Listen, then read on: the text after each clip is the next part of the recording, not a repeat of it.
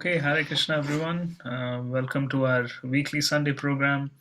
My name is Anjaney Tirthadas. As many of you know, we've been continuing to do virtual programs every Sunday. We started off last week, sorry, with a talk presented by Rupanuga Prabhu, and we will be continuing to have many more sessions in the upcoming weeks and months. Our temple continues to be open just for darshan, but of course, we encourage everyone to take precautions while visiting the temple. If you are feeling sick, please stay at home. But if not, everyone is welcome to take a quick darshan at the temple. We don't have any programs at the temple as of yet, but everyone is welcome for darshan. So, with that being said, wishing everyone a very happy New Year once again. For everyone watching this program from Facebook, we welcome you to join us on Zoom. The link is already posted, so you can join on Zoom and participate and have an interactive session with today's presenter. So, without further ado, we'll get started. We're very honored and grateful to have with us Anand Gaurang Prabhu. As some of you might have seen the poster, he's going to be speaking on the topic, It is Never Too Late. I'm also curious to know more about what this topic is and why it's important for all of us. But before that, just a little bit about Anand Gaurang Prabhu. He's a very familiar face to all of us. It's not the first time he's speaking for ISKCON Toronto.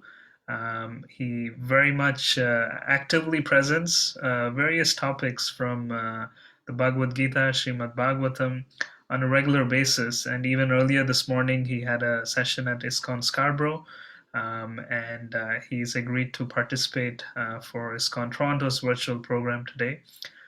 In addition to that, Prabhu is also known for facilitating Havans across the GTA, and he also travels at times to do Havan in other parts. And as many of you know, whenever he speaks, he goes in depth and does a lot of research to present various topics from the Bhagavad Gita and Bhagavatam. So today, we are very happy and grateful that he is here with us. So without further ado, we'll pass it over to Anand Gaurang Prabhu. Hare Krishna Prabhu. So thank you so much. Hare Krishna, Krishna Krishna, Hare Hare. Hare Rama, Rama Rama, Hare Hare. Srila Prabhupada ki jai. Thank you, Anjaney Tirtha Prabhu. So this is the second Sunday in 2022, and today is 9th of January. We sincerely wish each one of you and your family members a very blissful, peaceful, healthy, and more importantly, I would say spiritual activities filled 2022. Another year has gone by, and we have to be absolutely grateful to Lord Krishna for us just being alive, right? Healthy and alive, because so many, actually 5.5 million people have lost their life, unfortunately. So we should be eternally grateful to Lord Krishna. And Lord Krishna in the 10th canto, 14th chapter, in the 58th, not actually Krishna, because this is from Sukhdev Goswami. We hear this famous verse, Padam Padam Yat Vipadam Natesam. In this material world, there is danger at every step. And that's one of the reasons why we don't have programs in the temple as well, because and that's the reason why we have these remote classes. We can extend that and understand this statement, Padam Padam Yat Vipadam Natesam, as Sparsham Yat Vipadam Natesam, because Sparsham means touch, right? As we know in this, COVID times, the touch also can cause a lot of trouble. What about breathing?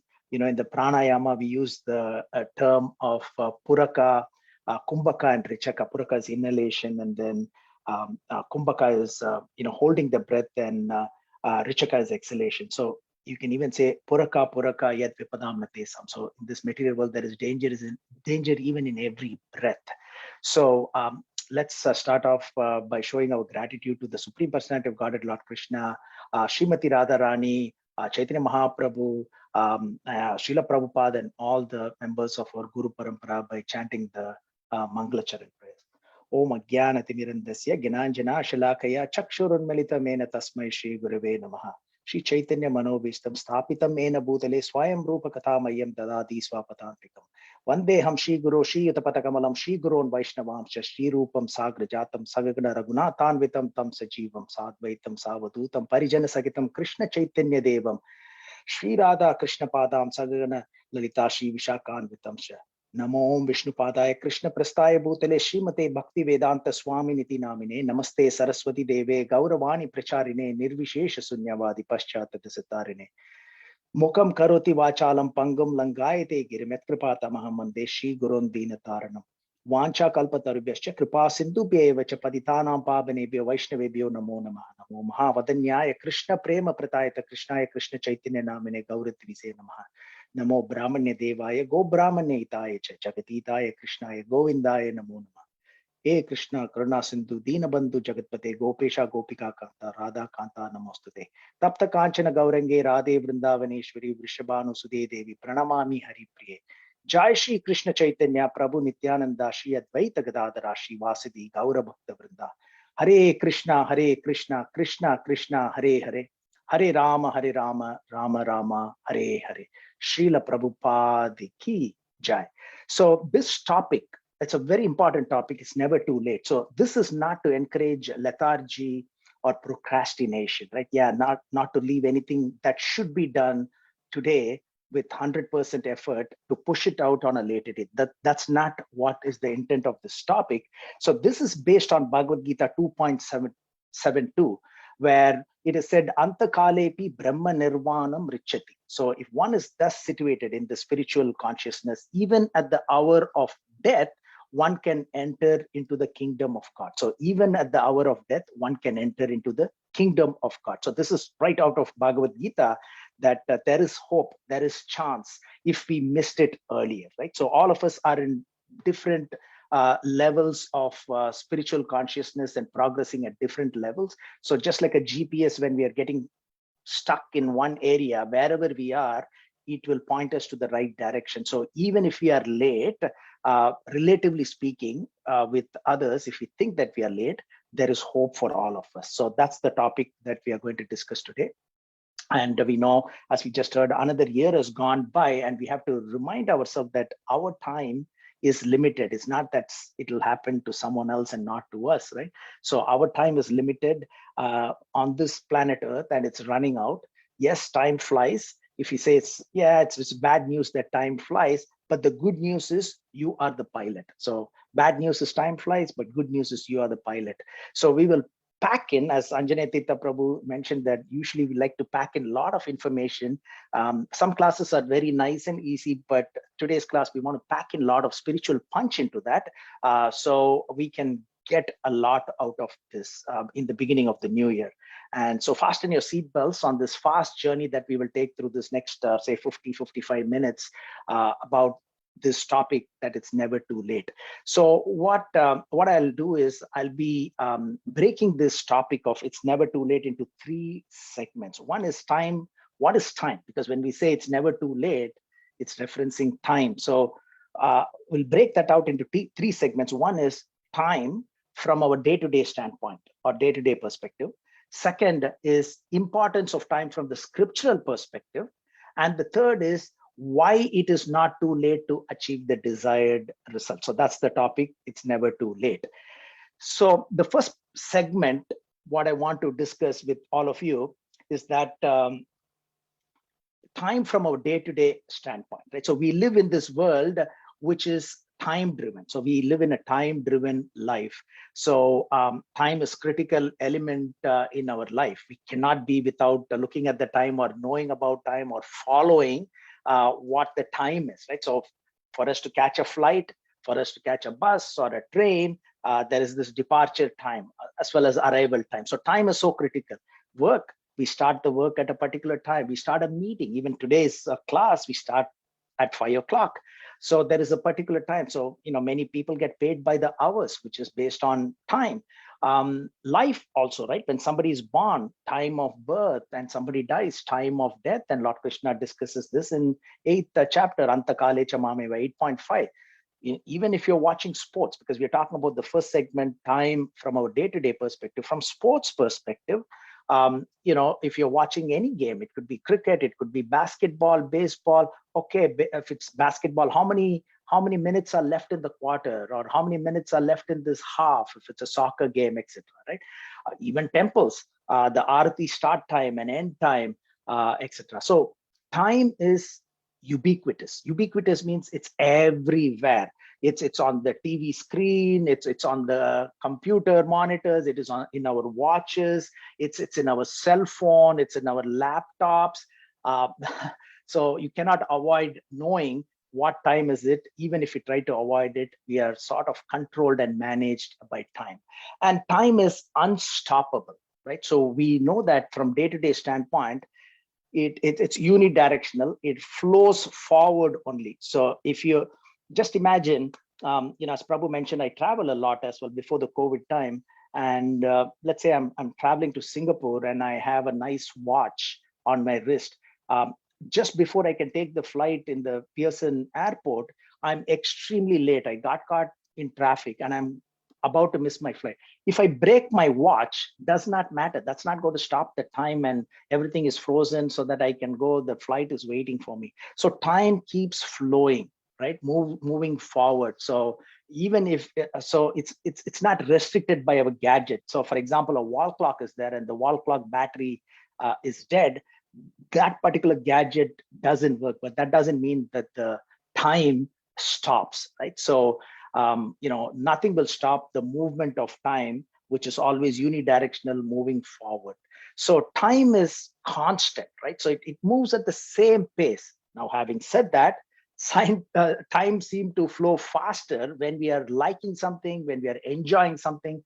Time flows much faster. Whereas if something is boring, in a lecture, university lecture or wherever it is, if something doesn't interest us, then it seemed to be time is going very slow, even though it's moving at the same pace as well. And it's a very surprising. It's a paradox because the modern gadgets and technologies were invented for us to save time, because now it's faster cars and the equipments are working much faster than it used to be 50, 60 years ago. But still, we seem to say that we don't have time. So because most of it is in our head, right? So it's our thoughts. We have disturbed mind, which is one of the activities or realities of Kali Yuga. So where much is spent on the mind and we spend a lot of time in thinking through it, our mind gets distracted, wanders everywhere. So even though modern gadgets are there to save time, we are pretty much saying that we don't have much time. So and also if we extend the time into months and years, right? So we have passport expiry date, we have health card expiry date, we have a driver's license expiry date, etc. And of course, we also have a shelf life, but we don't know the expiration date, but we know it is for sure in the future. We don't know how far it is, how close it is. So some devotees, like we read from Srimad Bhagavatam, Maharaj Parikshit was very, very, very fortunate because he knew that he's got only 7 days to live and he made use of it. And then we'll also hear about another great personality who knew that his life is limited to only 48 minutes, and he got through and he went back home, back to God. That's the topic. It's never too late. We also know from day-to-day perspective, time enables or time gives birth.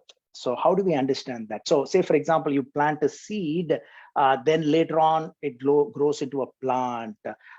Flowers are generated, the flowers grow, vegetables grow. So it manifests. So it comes to life after a while. So time enables that.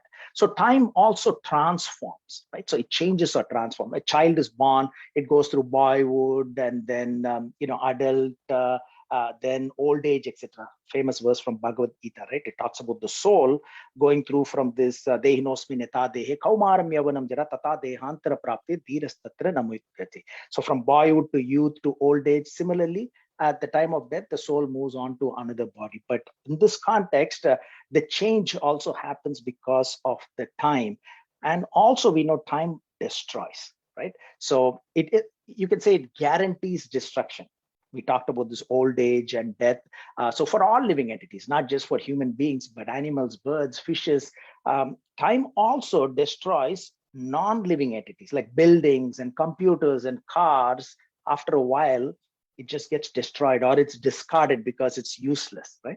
So, and also time, if you understand from the day-to-day standpoint, it provides us with some boundaries and and the limitation, which means it limits our enjoyments or suffering as well, which is a good thing, right? So suffering as well, because time heals, as they say.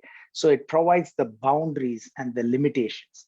So in reality, you can think of time as a river. So the river, the water flows in a river, and you cannot touch the same spot or same water twice because the water is already flowed and will never come back again. So unless it's a recycle, which is a manual process that we have. But in general, we're talking about river here. So the water that you touch, it's gone. You'll never be able to touch again because it's unidirectional flow.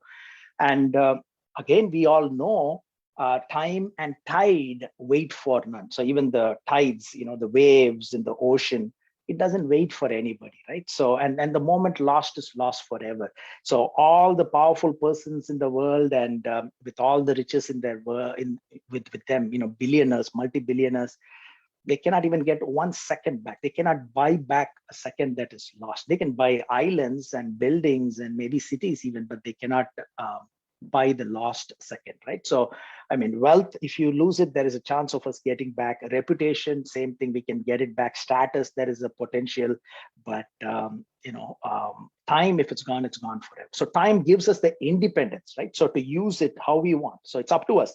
We can either use it constructively, we can use it destructively, and more importantly, we can use it spiritually for our own benefit. So time is invaluable and time is priceless, right?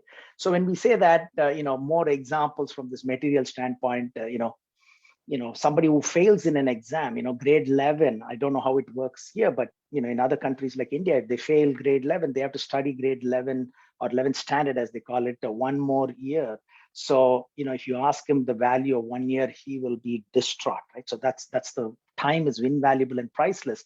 1 month, there is a premature baby that is born 1 month ahead. That's huge difference, right? So the baby is sick, not healthy, etc. The value of 1 minute, ask a person who just missed the train that when he was supposed to go for a very critical interview. 1 second, right? So just imagine this person is crossing the intersection. Accidents always happen at that particular microsecond or millisecond. This person just crosses the intersection and there's a major accident right after that. So he'll know the value of that 1 second at that point in time. And millisecond, of course, you can ask the 100-meter silver medalist. He just missed the gold medal by that millisecond, right? So it's relative as to how we can perceive time and how we feel the importance of time, but it is critical, it's valuable and timeless for each one of us. You would have heard this, it's like, Scotia Bank or CIBC or Bank of Montreal or RBC depositing $86,400 into your account every morning. Every morning, $86,400 are deposited into your account, and they say you have to use it or lose it. By the end of the day, if you don't use anything, or if anything is left over, you cannot carry over to the next day. So use it. So we will maximize the value of that money, and we'll try to use it as much as possible, right? And they also tell you, if they tell you, we don't know when we will stop it. Okay, we'll give you $86,400 every day, but you cannot carry it over. You have to use it on that particular day, and without notice, we'll stop giving you that 86,400, right? So this is nothing but the time that is given to us, right? So 86,400 seconds are there in a day. 24 hours, if you break that down, it's 86,400 seconds, right? So if we lose any of this, if you don't use it today, we cannot carry over for next day, and anytime it can stop, as it was for 5.5 million people who unfortunately lost their lives due to COVID, and many other people who are dying every day, right? So we need to know the value of the time that is given to us. So the biggest difference in this analogy that you just heard, $86,400, is nothing but 86,400 seconds, which is there every day in a 24-hour period that is given to us. The biggest difference is money. We will know how much money is left, but with regard to time, we don't know how much is left still. So the second part of it, so the first part of it from our day-to-day perspective, how do we understand time? The second part of it is importance of time from the scriptural perspective, right? So when we read the scripture, it talks about the time of creation, the time of annihilation. In the 12th canto of Srimad Bhagavatam, it talks about 4 types of destruction, and how after the 4th destruction, which is at the end of 100 years of Lord Brahma, how everything comes back, material universe is created, and how everything goes out from Lord Vishnu's body and comes back, etc., during creation, annihilation, etc. It's all beautifully described. Even in the higher planetary systems, the influence of time is there, but it is said it's little slow there, not little, very much slow as you go higher up. For example, one day there is supposed to be 1 year on Earth. So that's when the Shraddh ceremony also is done, even when the Pitrus have gone to a higher planetary system. So you do that once a year. That means they get some food every day, right? So there are a lot of correlation as to why certain things are done based on the time difference between various planetary systems as well. So it seems to be slower and longer as you go up. You can think of it like watching a time lapse camera, right? So they're building a stadium. They take 4 years to build the stadium, but they keep a stationary camera all the time there, 24/7. Within a minute, you will see it builds everything so quickly, and then it builds the stadium, but it took X number of years to build the stadium. So from the higher planetary system, that's how it will look, what is happening on Earth. But it's the opposite. From here, if you're watching something in the higher planetary system, it's all very, very slow moving, because the time is slower and longer there. So one thing that you would have already noted for devotees who are on this call, in Srimad Bhagavatam, 3rd canto, 11th chapter. So make a note of it, 3rd canto, 11th chapter. There is this beautiful description. It's called the calculation of time from the atom. So here, the lifespan of Lord Brahma, Manu, the duration of each yuga, everything is beautifully described by Lord Kapila. And also there is a pastime of Kakudumi, where this great king took his daughter, Revati, to Brahmaloka, and then in that 19.24 or 26 seconds of Lord Brahma, it equates to 116,640,000 earthly years, right? So time flows slowly at higher planets, but time controls everything in this whole of universe. So Lord Brahma lives for extraordinarily long period of time, 311 trillion and 40 billion years from Earthly standpoint, but it's only 100 years there. So time causes things to begin and end in the material world, but it has no beginning or end. Time is eternal. Okay? And also the spiritual world, time does not control the activity, does not have any control, but it facilitates the pastime. So how do we say that? We read from pastimes of Lord Krishna in the higher planets as well, that there is midday pastime, there is Rasa Leela pastime, etc. So time is controlled by Lord Krishna and not vice versa when it comes to Lord Krishna or the spiritual world. And timing is also critical, right? So we have to know Antakale Chamame, we talked about a little earlier, 8.5. At the time of death, if you think of me, you will attain my nature. And then 8.6, Yam Yam Vapi Smaran Bhavam. So whatever you think at the time of death, that nature you'll achieve. And we have this glaring example from the 5th canto of Srimad Bhagavatam, where this great king Bharat Maharaj, even though he was advanced, at the time of death he was thinking of the deer, he becomes a deer.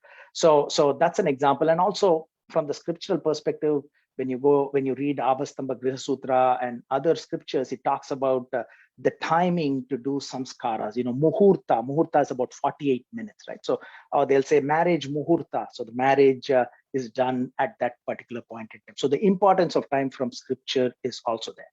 Now the question is, why is time very, very important? Okay, so what is the significance, and why is there significance and importance to time? Because according to our scriptures, time is non-different from Lord Krishna.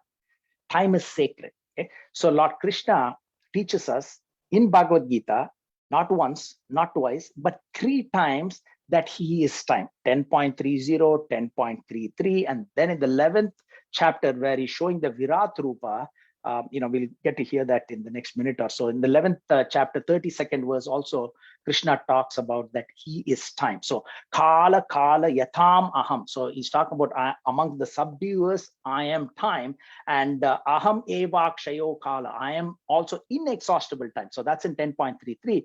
And in the 11th canto, so for those of you very familiar with Uddhava Gita, so Lord Krishna sort of repeats some critical elements of Bhagavad-Gita in the 16th chapter of the 11th canto. So there again, Lord Krishna says, Kala Kala Yatham Aham. I am the time among those who exert control, right? So these are all references from the scriptures, Srimad Bhagavatam, Bhagavad Gita, 3 times in Bhagavad Gita, once in Srimad Bhagavatam. Actually, there is more references. Now I remember. So even Kapila Muni in the 3rd canto is explaining to his mother that Lord Krishna or time is not different from Vishnu. So this is in the 3rd canto, 29th chapter. So where he's saying Kala Kala Yatam Prabhu. So it's this master of all masters is the controller of time as well. And Queen Kunti in Srimad Bhagavatam 1:8. I think it's 28, 1:828. Also, Queen Kunti says, Manye Tvam Kalam Ishanam. So your lordship is not different from the eternal time. You're the supreme controller. So that's Queen Kunti also saying. So from the scriptural perspective, we get to know that time is not different from the Supreme Personality of Godhead, Lord Krishna or Vishnu, and time is sacred. So this, in the 11th chapter of Bhagavad Gita 11.32, where time I am great destroyer of the worlds, Lord Krishna says. So Lord, even though he says that he's the destroyer, we know, we also heard that time also creates and maintains, right? Helps creation and maintaining of everything, not only destruction, but in this context of Kurukshetra war, Lord Krishna states that. So context in which Lord Krishna says the 3rd time in Bhagavad Gita in this 11.32 is fascinating, right? So this is right, when you were showing the Virat Rupa. Now we're not talking about Virat Kohli, devotees. So for those of you familiar with cricket, so Virat Kohli is Indian cricket team captain, but we are talking about captain of all captains, right? So Lord Krishna showing the Virat Rupa, the universal form where everything is within mountains, seas, and devatas, everything is within Lord Krishna. So Lord Krishna, as shown, is Virat Rupa, this magnificent Virat Rupa form, few times before. Right? Before he showed this in the which we read in the 11th chapter of Bhagavad Gita, he's shown this Virat Rupa, at least 4 times before. So twice, not once, okay, twice to Mother Yasoda. So I'm going to give you the reference as well. So one is in the 10th canto, 7th chapter, and then next one is in the 10th canto, 8th chapter. So first time is when Lord Krishna was just yawning after drinking the mother's milk. That's when Mother Yasoda saw the universal form the first time. The very next chapter, which is very famous, all of us know, where he was accused of eating the dirt, and that's the time when Mother Yasoda said, open your mouth, open your mouth. He opened, and then the universal form was shown. The whole, the Virat Rupa was shown there, but not the Kala Rupa. Kala was not there. The destruction, the time was not there. The 3rd time was Akrura. When Akrura came as a peace, when he came to take Lord Krishna and Balaram from Vrindavan to Mathura, I think about 39th chapter, I think 10th canto, 39th chapter. 10th canto has got 90 chapters, so this is 39th chapter when he's going from Vrindavan to Mathura. At that point in time, Akrura means not cruel. Krura, Akrura. So he's not cruel, and that's the time Virat Rupa was shown again. The 4th time was when Lord Krishna went as a peace messenger. When Duryodhana said, arrest Lord Krishna, and then Lord Krishna shows this Virat Rupa, and it was shown to many actually. Bhishma saw that, Drona saw that, Karna saw that, Vidura, Sanjaya, as well as Dhritarashtra. Yes, he's blind, but at that time he begged Krishna to see that, but it didn't change him. That's a different thing. But he was also able to see that. That was the 4th time. 5th time was this Mahabharat war, where this complete Virat Rupa was shown, which includes this Kala, the time factor was shown for the very first time, because Krishna explains in the 11th chapter that no one has seen this particular form ever before, right? So, and Baladev Vidyabhushan also comments that it was not only shown to Arjuna, but also, of course, Sanjaya was able to see that because of this divine vision, as well as it is said that the Devatas were able to see that because they wanted to be the witness to this wonderful power of Lord Krishna. But anyway, so the sixth time Bhishma was shown this, and then later on, a sage called Uttanka was shown this, and also we have other expansions of Lord Krishna showing this as well, or not different from Lord Krishna is Vamana Dev. Vamana Dev is showing to Bali Maharaj. We read that from the 8th canto, 20th chapter, as well as in the Chaitanya Charitamrita, we see that Virat Rupa was shown by Chaitanya Mahaprabhu to Advaita Acharya. So this is from Adi Leela 17th chapter. We read that as well. So Virat Rupa was shown, but the context in which it was shown to Arjuna was fascinating, again, which is the full Virat Rupa, including the Kala form. So in the 11th chapter, 3rd and 4th verses, Arjuna requests, Lord, please show me your universal form. And then Lord Krishna gives a trailer. In the next 3 verses, he gives a trailer of what Arjuna is going to see. And then in the 8th verse, he gives him the divine vision to see the Virat Rupa. And then the next 6 verses, Sanjaya actually explains the Virat Rupa that he is also seeing. And then maximum number of verses, there are 16 verses, Arjuna is actually describing the Virat Rupa. So what he's seeing, and then finally he's saying in the 31st verse, this is very significant, 11th chapter, 31st verse, after seeing all this, he's getting scared. Finally, he's asking, who are you? So it's a very startling turn of events, right? So he knows Krishna for so many years, and he's seeing this, and he asked for the Virat Rupa form to be shown, and he's seeing it. Then finally he said, who are you? It's almost like a stunning thing. He was thinking that so-and-so Krishna was something or someone, and now he's totally startled by what Krishna is revealing there. I mean, not to belittle this, but for those of you who are from South India, there was this famous movie in 1995 called Basha by Rajinikanth, right? So he was an auto driver now, and then, but he was a very, very powerful person before. So it's a dramatic twist. Who are you? So here, so Krishna is asked this question. And what does Krishna say? Krishna says, time I am the destroyer of the worlds. He does not say, I am Lord Krishna, I am the Supreme Personality of God. So he says, time I am, after showing this Virat Rupa.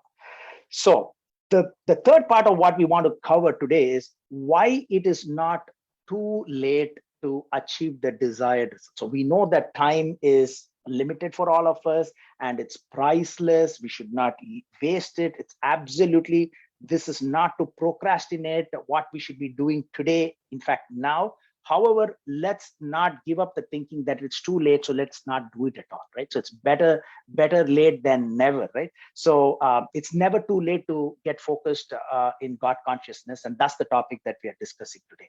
So there is also another fascinating chapter in the second canto, 3rd chapter. The topic is pure devotional service, the change in heart. It's very small chapter, 25 verses. I always like to give references so that you can relive that beautiful, beautiful set of verses. So canto 2, chapter 3, pure devotional service, the change in the heart, 25 verses, right? So initially it talks about, okay, you want this, you go to this. You want good fortune, go to Durga. You want power, go to Agni. You want to be a hero, go to Rudra. You want to be a learned man, go to Shiva. You want good bank balance, go to Varuna, etc., etc. Right? But then later on, it summarizes nicely, saying, "Akama sarva kamava moksha kama udaradi tivrena bhakti yogena yajita purusham." So a person who's got this broader intelligence, whether full of material desire or absolutely no material desire, or even if he wants liberation, why go anywhere? Just worship Krishna, because he is the supreme whole. Instead of going to this piece, this devata, this devata, this devata, go to the supreme whole from whom everybody gets the power. So akama sarva kamova moksha kama utarati. There is this fascinating verse in relation to the topic that we are discussing today. So this is in the 17th verse, 2:3:17, where it is said, Ayur harati vai pumsam udyan nashtam cha yannasau. So it says, by both the rising and setting of sun, it decreases the duration of life for everyone except for the one who utilizes the time by discussing the topics of the all good supreme personality of God. So we are getting 1 day closer to death for rebirth if we don't use the time, or we are closer to travel to the spiritual world, right? 1 step closer to the spiritual world, or 1 step closer to rebirth, either in this material world or in the higher planetary system within this universe, or in the lower planetary system. And again, for those of you who are very much aware of a group called Pink Floyd, it's startling because Pink Floyd, they released an album, I guess in 80s, maybe 80s or late 70s. The title of the album was The Dark Side of the Moon. Okay? And there is a song, and it's called Time.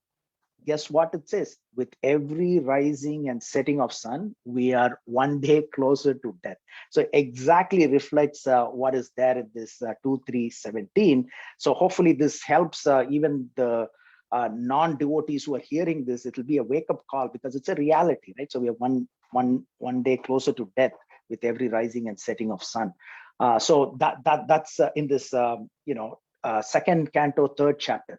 So why it is not too late to achieve the desired result. So let's start off with some material example. Okay, so we want to mix both so that we understand. So I want to cast a wider net here and catch different devotees who are hearing this. You may follow some sports, or you may have followed some sports. So I'll give some reference to know why it is not too late. Okay, so in a baseball game, if you follow the baseball, so bottom of the ninth, there are 9 innings. Bottom of the ninth, there is a grand slam. Match is over. Last inning, a grand slam where the bases are loaded. It absolutely changed the course of the baseball game. In major title is won because of that. It's not too late. Cricket, you can hit a last ball 6, so I still remember Dinesh Karthik from India hitting in the 2018 Nidahas Trophy against Sri Lanka, against Bangladesh in Sri Lanka. Last ball 6, match was out. He hit a 6 of the last ball, right? So I want to give you some material examples, and then we move into the spiritual examples, right? NFL, as I said, I want to cast a wider net. For some of you who may not know what cricket is, or you're not following, or baseball, you may follow NFL. So many examples, but I can think of Russell Wilson, who's the quarterback for Seattle against Green Bay. 4th quarter, dying seconds, he threw a Hail Mary, and then that sort of clinched the critical game, right? Soccer, you watch the FIFA World Cup, dying second, last second, a goal is scored in overtime and the match is over, right? How can I not give this example? It was a buzzer beater in basketball. I think his name was Kawhi Leonard. I don't know whether I'm pronouncing his name right. I think this was in 2019 when Raptors actually eventually went on to win the NBA title. And this was, I think, semifinals or Eastern Conference finals. So this was against Milwaukee, I think. So from one corner, he hit 4 times, it bounced, and then finally went. So it's never too late, right? So that clinched everything else, right? So, in a 1500-meter race, last second, somebody overtakes. Even presidential pardoning, right? So somebody is about to be put, to be hanged. The president pardons him, and then he gets a new life, right? So it's never too late, right? So from the scriptural perspective, how do we correlate this last ball sixer or grand slam with bases loaded, or touchdown with a Hail Mary? 2.72, we talked about it, right? Antakalepi Brahma Nirvanam Richati. So at the hour of death, one can enter into the kingdom of God, right? So if we are in this God consciousness, so do what you can, and God will do what we cannot, right? Machitta Sarva Durgani, 18.58 Lord Krishna. If you become conscious of me, you'll be able to cross over all the hurdles of the material life. So we need to do a little bit, and then Krishna will do the rest, right? What are the examples of why it's not too late? 6th canto, right? So we have this Ajamil pastime, where he gets a second chance, right? So it's never too late. So he was Brahminical by birth, and discarded all the scriptures and led a sinful life for most of his life, and inadvertently chanted the name of Narayana, and got the association of Vishnu Dutas, and heard the Samvada. Samvada is the discussion between Yamadutas and Vishnu Dutas, and then because of their association, because of the knowledge, he got a second chance in the very ripe age of 88. Actually, the Yamadutas came to take him at 88. So I'm assuming it's little later than 88 that he went to Haridwar, the shores of Ganges, and sincerely practiced devotional service, devotional activities he performed. And then Vishnu Dudas took him to the spiritual world. So there is this second chance, not only second chance, but also in the very last point of in his life, he got this opportunity to go back home, back to God. So it's never too late. Eighth canto, we know this King Indradumna passed and he was cursed by Agastya Muni to become an elephant. And then King Uhu was cursed by, I think, Devala Rishi to become a crocodile. And of course, the crocodile catches the elephant's leg. We know this wonderful pastime. And for 1,000 years, because in the higher planetary system, in different yuga, even the animals used to live for a very long period of time. So for 1,000 years, he was doing his best. It's not like he was not doing anything and he said, I surrender to you. He was doing everything that he can to protect himself. Finally, everything came into his mind, all the mantras that he had chanted when he was the king in the previous life, and he offered this beautiful lotus flower to the Lord. And the Lord came and cut the head of Uhu, who got delivered as well, because he was also under this curse. And then he went back to the spiritual world, right? So there was this home field advantage. So today I'm mixing a little bit of sports as well. For those of you who watch NFL or you followed NFL earlier on, there is this team called Green Bay Packers, and they play in a field called Lambeau Field. It's called as frozen tundra. Sometimes it goes up to minus 25 degrees Celsius. So somebody from, say, Tampa Bay Buccaneers, or somebody from a place where it's warmer, when they go there, it's a frozen tundra. So it's a home field advantage. So this crocodile had this home field advantage for 1,000 years, right? So even in cricket, Gabba in Brisbane for Australia, Centurion for South Africa, Karachi for Pakistan. So these are all the home field advantage they have, right? So they know the conditions very well. So in spite of that, in the last minute, he was able to save himself because of devotion, and he went back home, back to Godhead. And also Draupadi, this disrobing of the sari of Draupadi in the Kaurava court by Dushashan, right? She did whatever she can to protect herself, and finally she totally surrendered to the Lord, who incarnated as the never-ending sari. So it's never too late, right? Another wonderful pastime that I can think of is in the 9th canto. There is this personality called Prashadra. So he was supposed to protect X number of cows that he's got under his care. Vashishta Muni has given him this task of protecting the cow. In the night, a tiger comes. He sees the tiger, and then it is dark. He doesn't know, so he thinks he's killing the tiger, which he's allowed to do to save these cows that are meant for producing milk and ghee for Havan, etc. So he thinks he's killing the tiger, but he killed one of the cows, and then he's been cursed by Vashishta to become a Sudra right after his death, which is imminent. But he performed devotional service and he went back home, back to God. So he did not have to he was not born again. So again, it's not too late to achieve the desired result. These are all spiritual examples. Maharaj Parikshit, of course, is the glaring example, right? So he felt that he was ignored by the sage Shamika, who was not offering any water to him after he came back from this hunting expedition. So in anger, he garlanded him with the death snake. His son Shringi, the sage's son, Shamika's son Shringi, was seeing that, and he cursed him to be dead in 7 days, to be bitten by this snake bird, which is Takshaka.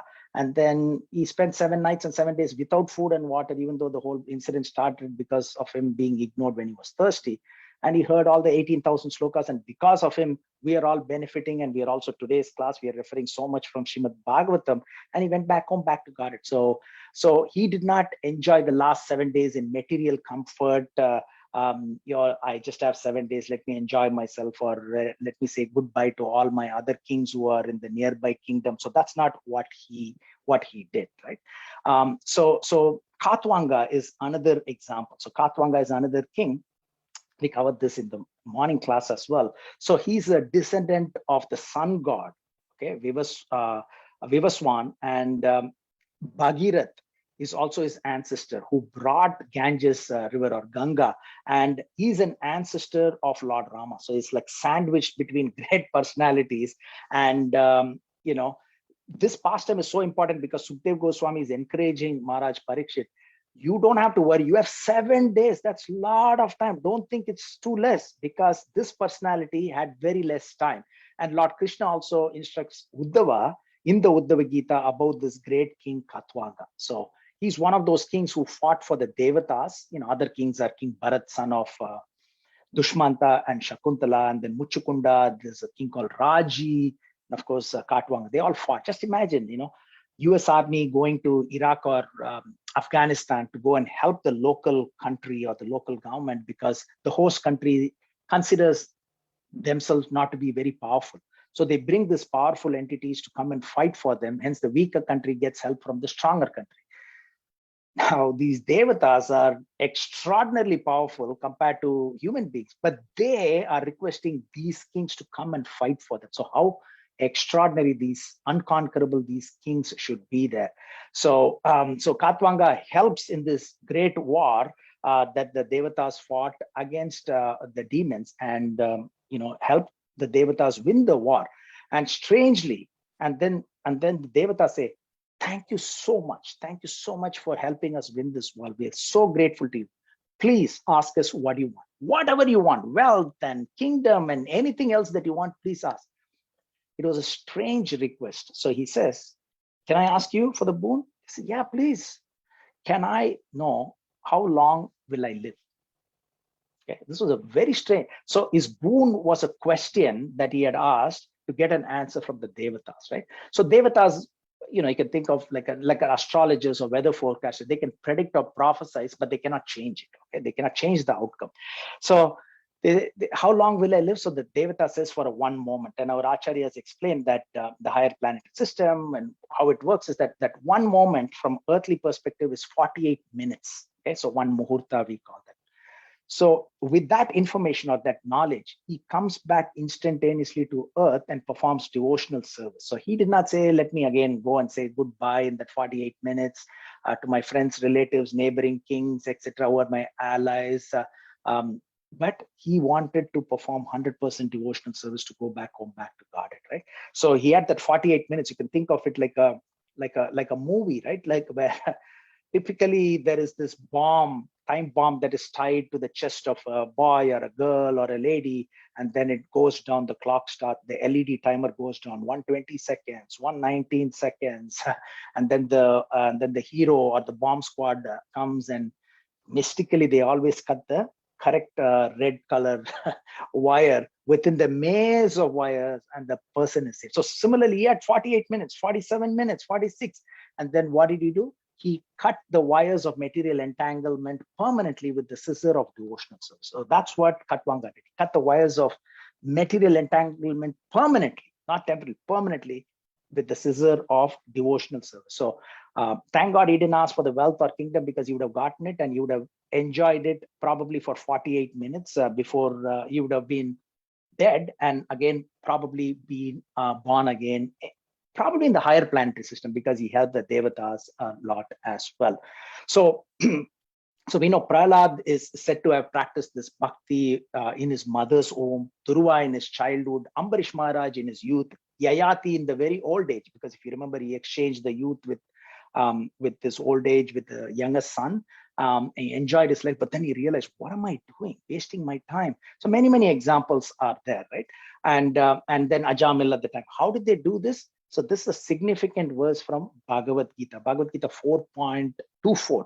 So Brahmarpanam Brahmahavir Brahmagno Brahmanahutam Brahmaivatena Gantaivam Brahma Karma Samadhina. A person who's fully absorbed in Krishna consciousness is sure to attain the spiritual kingdom because of his full contribution to the spiritual activities. Okay, so in which the consummation is absolute and what is offered is also absolute. So think in terms of chanting sincerely, like Prabhupada teaches us, like a child who's lost, in a fair or something like that, and crying for his mother sincerely.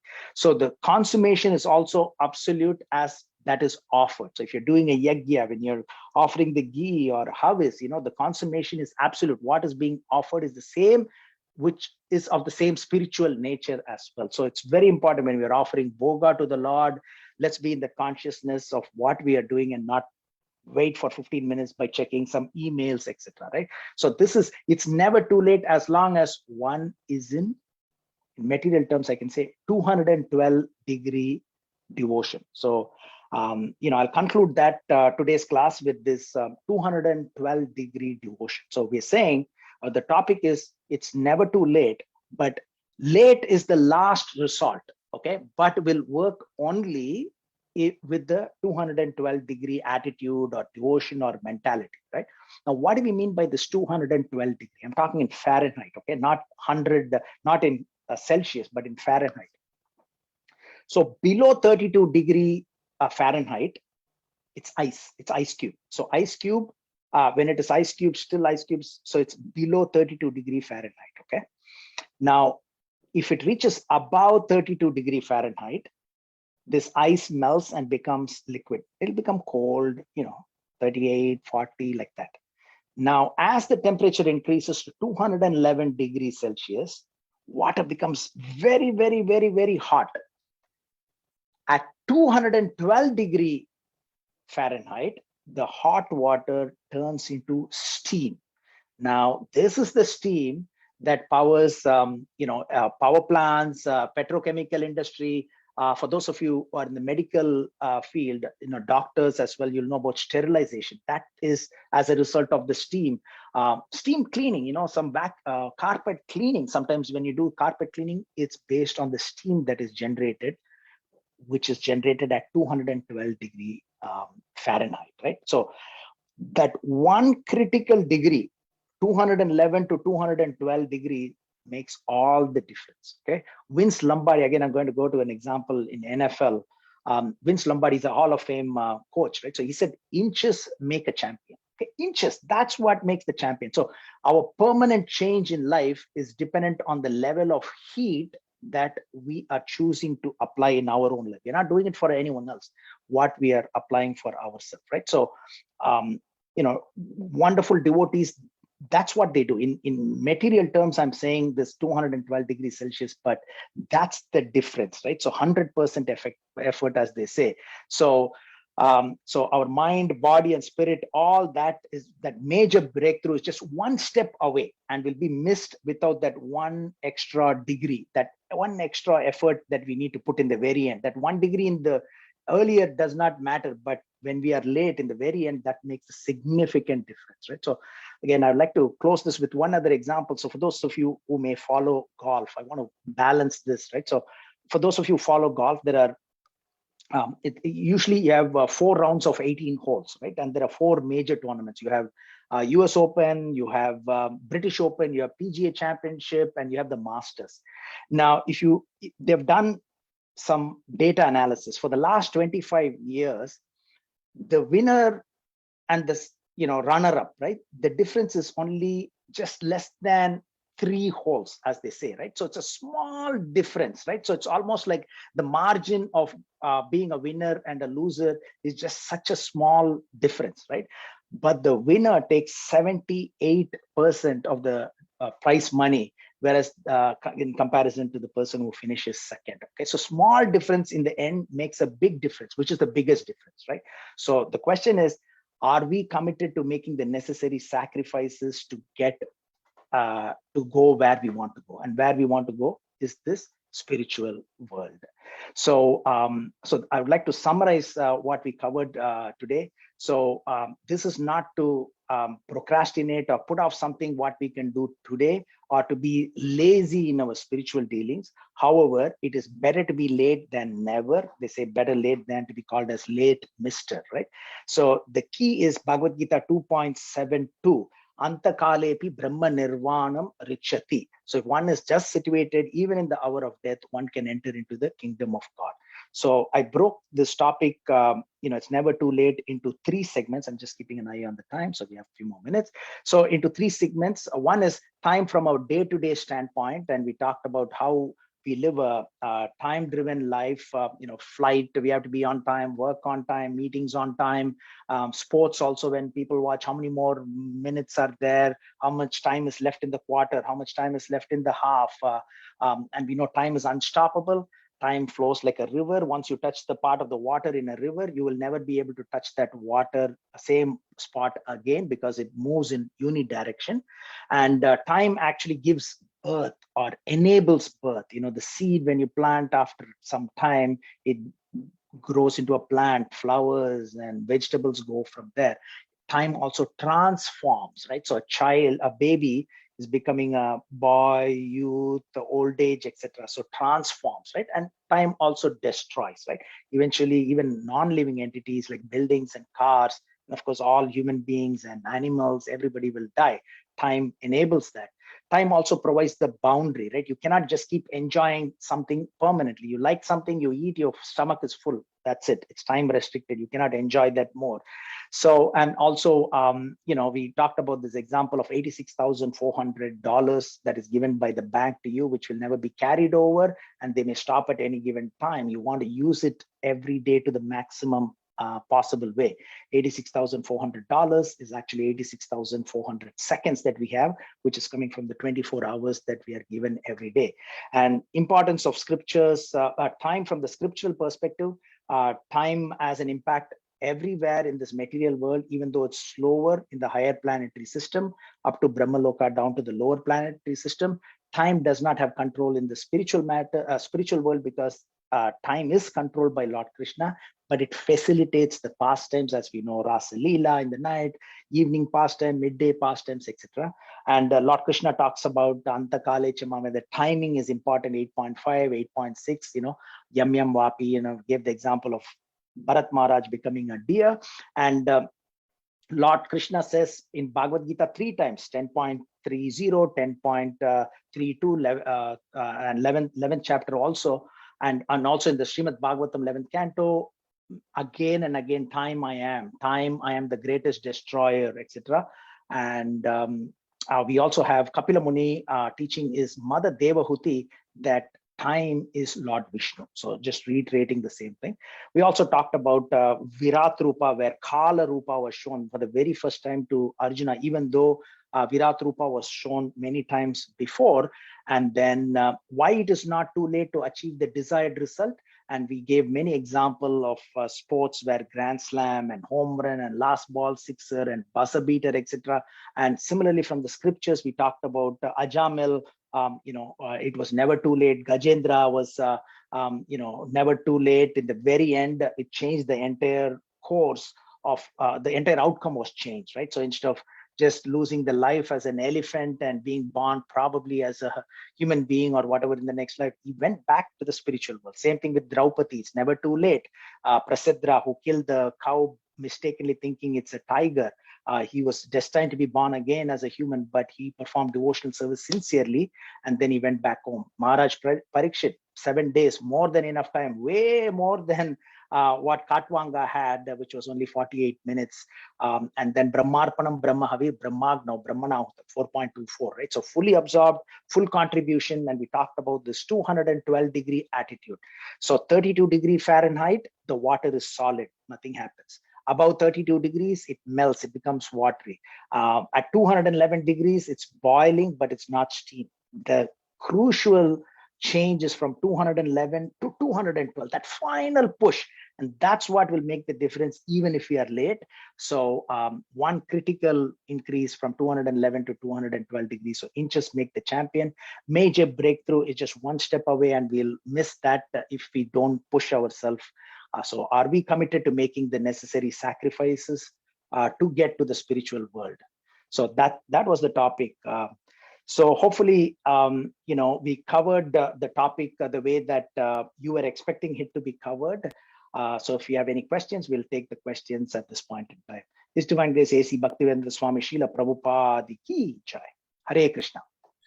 Hare Krishna. Thank you, Prabhu. Thanks so much for a power-packed, informative session on time from from sporting examples to from the scriptures as well. We do have a couple of questions, Prabhu. So there's one question from Facebook. Obviously, they're super inspired, I guess. So they're asking this question on what would you suggest if someone wants to start their spiritual journey? Any thoughts on this, Prabhu? I'm sure everyone must have thought about where can I start, how do I go about it? So if you can maybe shed some light on how everyone can start their journey wherever they are. Yeah, wherever they are. The great question. Just like GPS, we put a destination. Doesn't matter wherever we are. We want to go to ISKCON Toronto Temple, whether from Brampton or Burlington or from Scarborough, right? So wherever we are, so we want to start this spiritual journey. Now that we know it's never too late to start on this spiritual journey, as long as we are in this 212 Fahrenheit, right? So that attitude. So where do we start, right? So there are many ways to start. So how Srila Prabhupada inculcated this God consciousness to newcomers in the West is a great example for us to follow, right? So starting off with chanting the holy names of the Lord. There are multiple options are there because there are 9 forms of you can say devotion that we can practice. So I don't want to inundate the technical terms here, especially for somebody who's starting new. But then one is you can chant the holy names of the Lord. You can come to the of course temple is even though the temple is open, you may not have many devotees for you to talk to and understand more. But one great thing that you can do is you've already started. You're asking this question because you're in the Sunday feast class, right? So every Sunday there is this class that is given by different devotees on different topics, etc. So this is a great start, right? So once you start hearing more, then you are inclined to actually read for yourself, right? So for example, today, quite a few references were given, 4.24, Bhagavad-Gita 2.72. So if the next step would be for you to get a book, so it'll be great to get Bhagavad-Gita, Srimad Bhagavatam gradually. And then in conjunction with what you're hearing, you read that, then it will take you to the next level. So basically, if you keep chanting the holy name, that's what does all the change, right? In the beginning stages. So, and then honoring the prasadam, right? So what you can offer to the Lord, and then you eat it. Sincerely offer it to the Lord, right? With this 212 Fahrenheit devotion, when you sincerely feel that you're offering it to the Lord and the Lord is eating whatever it can be, right? Like leaf, flower, fruit, or water. But we eat more than that, right? So we eat different types of food. Doesn't matter whether you're an Italian, you're Chinese, all vegetarian, of course, right? So noodles, pizza, whatever you are offering sincerely to the Lord, and then when you eat it, so Krishna says in Bhagavad Gita, if you offer it to him and then when you eat, he will remove your sins. Yajna shista senastanto 3.13, right? So and he simply say, just offer me whatever you can, right? So great starting points are there. One is continue to join these sessions whenever you can, and then get Bhagavad Gita book, and then slowly you can get the other books like Srimad Bhagavatam, and then you can correlate what you heard by reading, and there are much more in the purport because Srila Prabhupada has poured in so much of information from all the other scriptures into explaining each and every verse. So it'll be completely, it's like a daylight, sunlight shining on something for you. Wow, this is great, right? So chanting, books, hearing classes like this, it's a great start. Thank you, Prabhu. Indeed, yes, there's so many different ways. Thanks for sharing that. And of course, for others as well listening on Facebook, feel free to join us every Sunday, as Prabhu mentioned, to be constantly connected. This is the best virtual association that we can get with all the restrictions. So thanks for that answer, Prabhu. There's one more question by our Roman Prabhu. He had posted this a while back on the chat. His question was, is condition called Samadhi stops time? I think he's referring to whether in the state of Samadhi the time is stopped, or maybe I'm just speculating, but yeah, we'll let you. Yeah, so from Krishna refers to that as well, right, in Bhagavad Gita.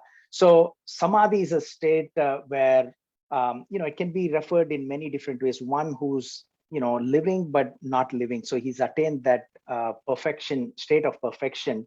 That is Samadhi. So one is he goes back home, that is end of his material life, right? So that's typically he attains Samadhi, means who's ended his material life, and then he's going back home, back to God. So if he's a great personality, he is that's why we say his appearance and disappearance, right? So we don't say he's born, he's dead.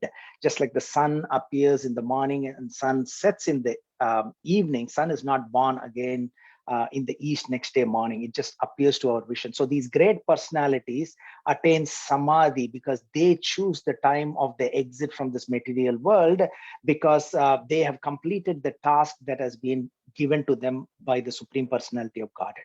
So one way to look at it is, yes, it stops there is no impact of time. It does not have control over the individual in the spiritual world, which is 3/4 of the cosmic manifestation is the spiritual world. Only 1/4 of the cosmic manifestation is material world. So this time is only there in the limited part of the cosmic manifestation. In majority of the cosmic manifestation, there is no impact on time, even though, as we heard, it facilitates past time. So one who attains Samadhi is actually going back home. He's not going to be born. We don't say he attains Samadhi to go to the Indraloka or higher planetary system, right? So typically this term is used so that he's gone out of this material world, beyond the Brahmaloka to the spiritual world. So that there is no impact, or time does not control, but it facilitates the pastime. So there is no impact, it stops, right? So time is eternal, it starts and stops.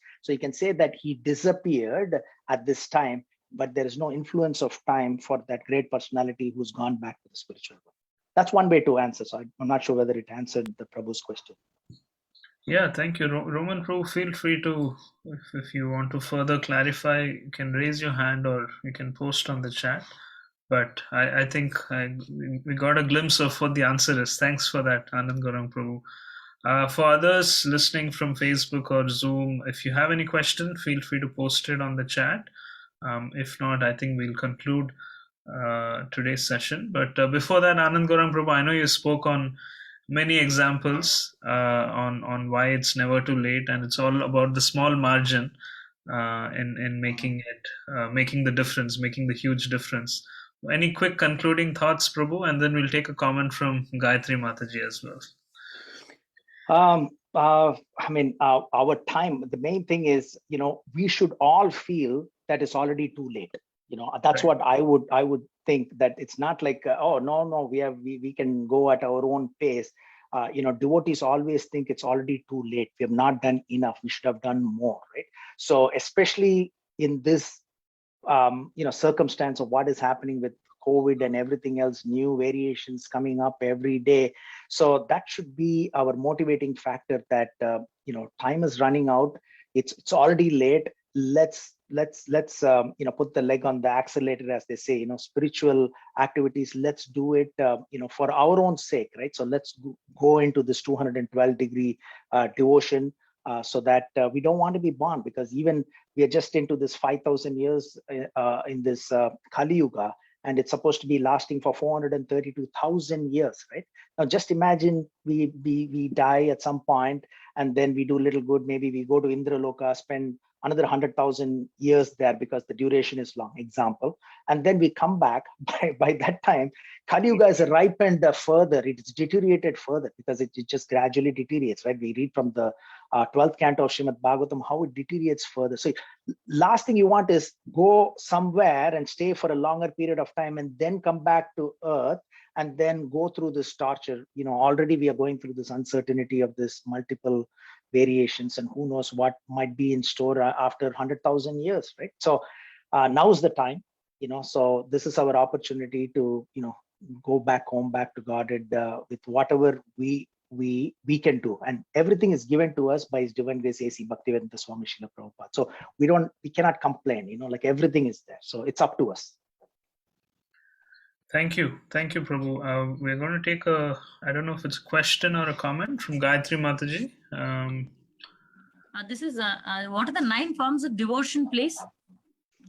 Okay. So 9 forms of devotion. So this is a great question. Thank you. So this is first heard by Prahlad Maharaj in the womb of his mother Kayadu. Kayadu is Hiranyakashipu's wife. So he went to practice severe austerities in Mantrachala mountain, and at that point in time, they wanted to kill this unborn child, the Devatas. At that time, Narada Muni came and said, no, stop, don't kill. It doesn't mean that a demon son is going to be son. He's also going to be a demon. No, he's a great devotee.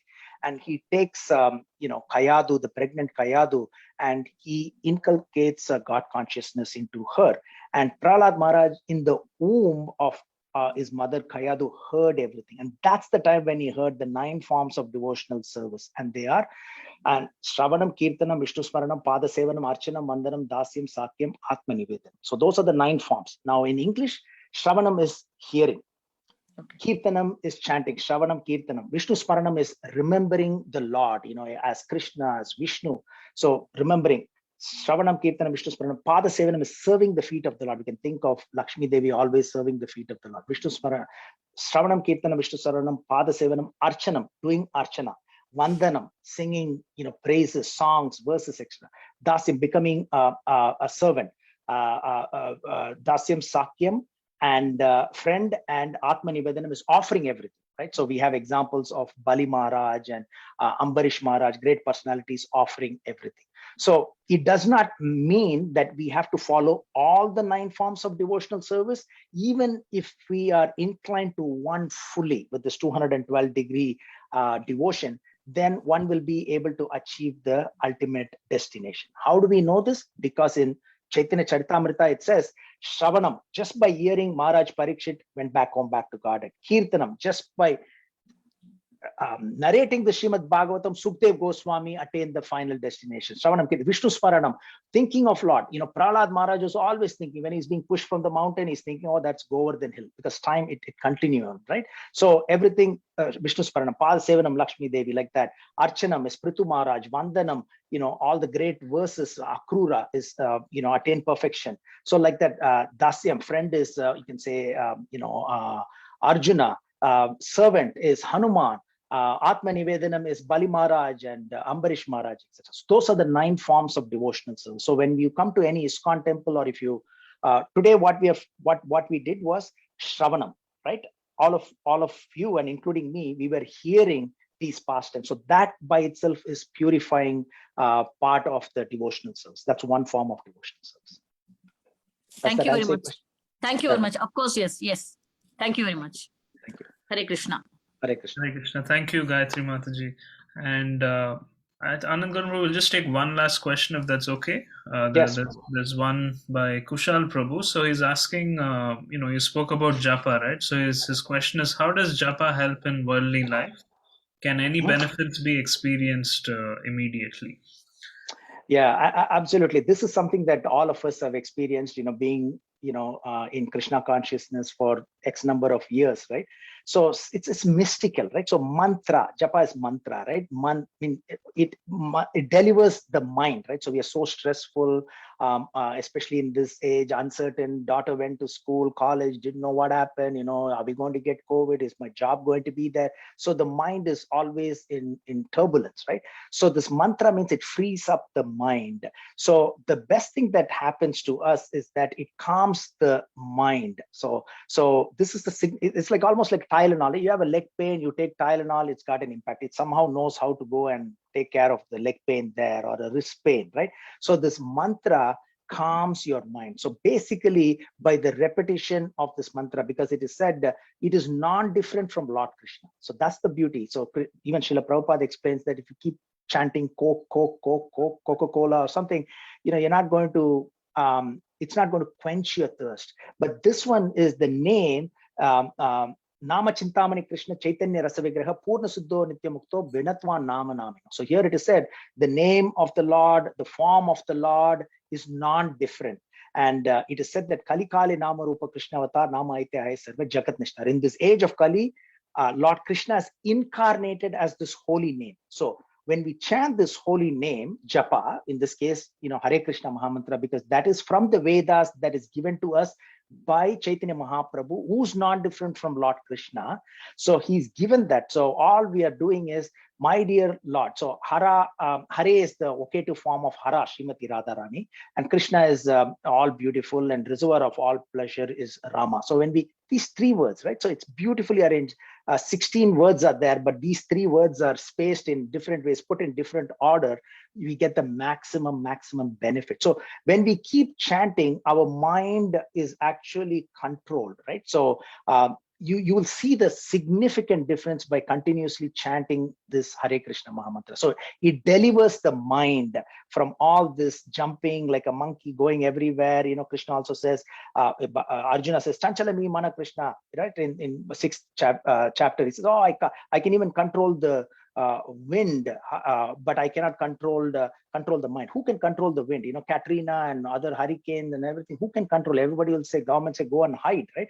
So controlling the wind is almost impossible. But he's saying even that impossible is possible, but the mind cannot be controlled. So Krishna says, no. Whenever the mind goes, bring it back. Mind goes, bring it back, right? So when we chant this Hare Krishna Mahamantra, it significantly relieves us of all the stress and helps us focus on this sound. So when we chant, we are just hearing the names of the Lord. So you will see significant difference in your life because all you're saying is, my dear Krishna, my dear Rama, my dear energy of the Lord, Srimati Radharani, please engage me in your service, because that's what you're asking, right? So everything is a byproduct after that. The main thing is, please engage me in your service, and as a byproduct, your life will be better. I can give you a guarantee. Your life will be better, as a result of that, so that you are able to perform more devotional service. Thank you, Prabhu. I think that's a good note to conclude today's session. I know you've been giving talks since this morning, but we really, really appreciate you taking the time and speaking very elaborately. And there are many comments on Facebook just appreciating you, and as well as on Zoom as well. If I can just conclude with one thing, Prabhu. Please. So the thing is, I would like to Kaushal Prabhu, I think, right? Kushal Prabhu, I think. Kushal Prabhu, yes. Kushal Prabhu. So, the word, sound has got significant impact, right? So significant impact. If I say snake, snake, snake, all of them, whoa, where's snake, right? When I say samosa, it's about what, 6 o'clock now, 6:15, and then samosa, you're already hungry, it does something, right? So when I say poison, don't drink the milk, something happens, right? So, when somebody is sleeping, the person is like snoring and sleeping, and there is major fire, he doesn't feel the heat, and I show a big paper saying fire near him, it's not going to have any fire. When I show, it does have that impact on. So sound has got significant impact, right, on us. So these, even material sound has got such a big impact. What can we say of spiritual words that are given to us, time tested? These are spiritual words that are given. So basically Vedas, because this is also from the Vedic scripture that is given to us. So it is said that Vedas are just the sound vibration or the breathing of Lord Krishna that was passed along to Lord Brahma, 1.1.1 in Srimad Bhagavatam, right? So these are esoteric vibration. It's almost like a jump drive.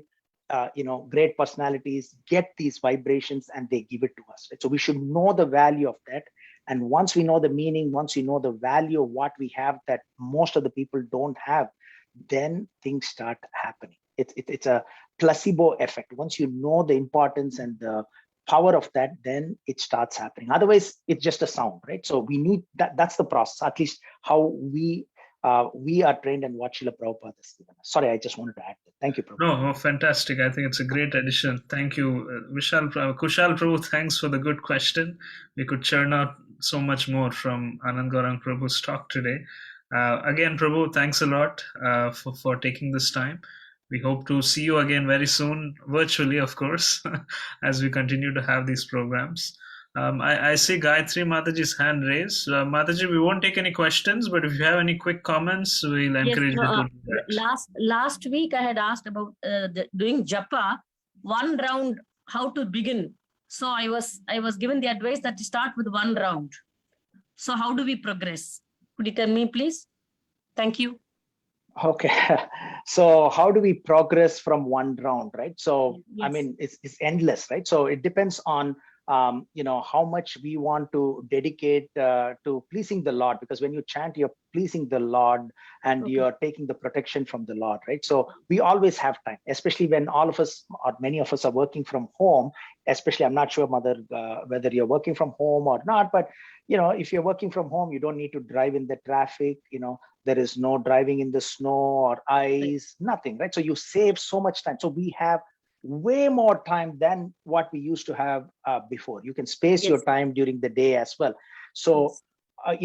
your mind will, your body will ache, especially when you're starting. Totally understandable. We all remember what we started. I'm not telling you, no, you should start 16 rounds. No, it is not. It's not practically possible, right? So, if you're sitting cross-legged, it'll be ideal because it's good for your body as well. So if you're able to do one round and then slowly increase at your pace, but push yourself, because the intent of the class today was that 212, that's the takeaway, right? 212-degree devotion, right? So if you can push yourself, because you're doing it for yourself, right, by pleasing the Lord. So whatever you are able to do, so if you think it's enough, try to push yourself a little bit more, little bit more, right?